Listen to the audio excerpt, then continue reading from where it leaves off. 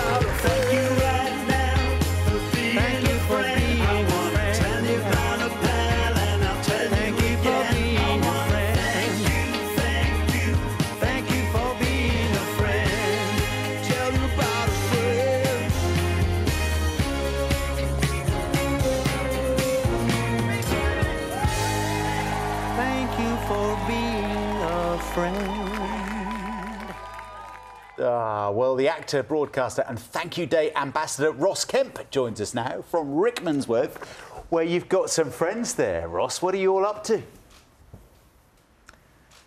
Well, we've got some people from the Royal Voluntary Service here in Rickmansworth. They turn up, rain or shine, to help people in the community. They'll serve them lunches. This morning it's breakfast. And you can't underestimate what a difference it makes to a lot of the people behind me. Some of them may have lost loved ones, they're on their own, and they can come here and they can be looked after and they get a real sense of community, and it brings people together. And that's what we want to celebrate on the 7th of July. We want to say thank you to all the people in our lives that go the extra mile for us and our loved ones, but also bring communities together. Ross, how did you get involved in Thank You Day? Why have you become one of their ambassadors? Well, basically I got asked, but I also think it's a wonderful thing. It started in 2021 and, you know, we're going through COVID, we've been through COVID. I think it's had a massive effect on people that we can't even begin to quantify right now. And I think a lot of people are feeling disenfranchised. They feel maybe they're not cared or looked after in their community. And this is an opportunity for us to reach out to those people and say, you are part of our community. Please come and join in on the 7th. Have a picnic, have a barbecue, just go around to a neighbour's garden. I remember living in London when I was a young drama student many, many years ago and not knowing the person that lived a brick width away from me. And I think this is a great opportunity. Go around and just knock on the door and say hi. And if they tell you they're not interested, well, what have you lost? You know, go back home and open a bottle of what you fancy or pour a nice cup of tea, lift a cup and say, cheers for volunteers. I suspect your neighbours now know exactly who you are, Ross. There's no way of you hiding.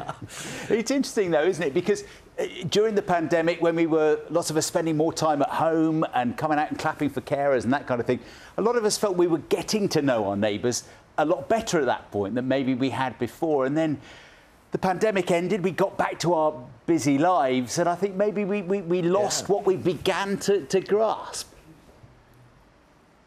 Yeah, I can remember going to a street in Hertfordshire and everybody had found somebody that was a friend through the pandemic.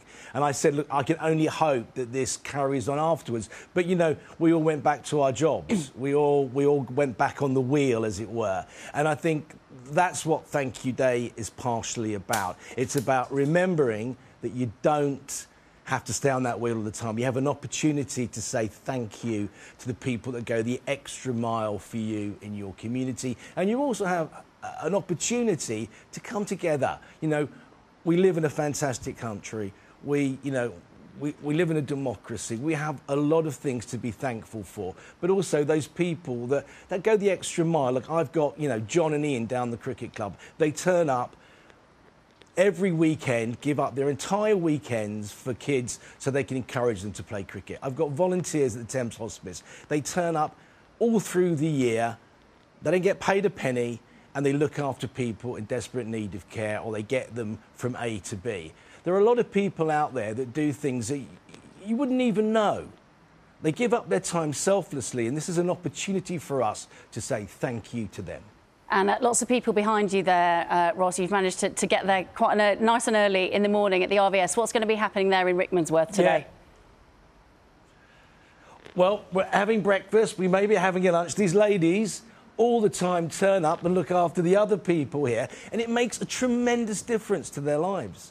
You know, if you're living on your own and you've lost a loved one, if you can come somewhere like this where you're shown genuine affection, where someone knows your name, they know your background, and they're also going to cook you a very nice meal, then, you know, hopefully they're still going when I need one, which is not far off, I hasten to add.